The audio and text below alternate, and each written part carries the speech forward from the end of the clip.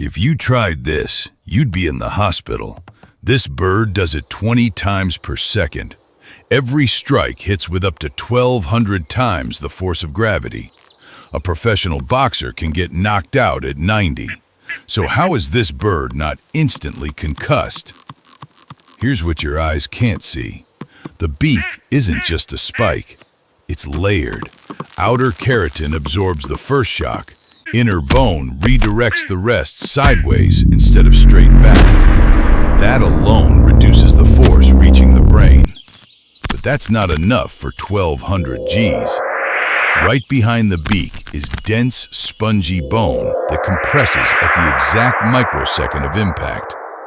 That microscopic delay increases stopping time just enough to slash peak force before it becomes lethal.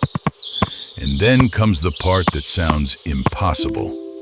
The tongue doesn't just extend forward, it wraps all the way around the skull like a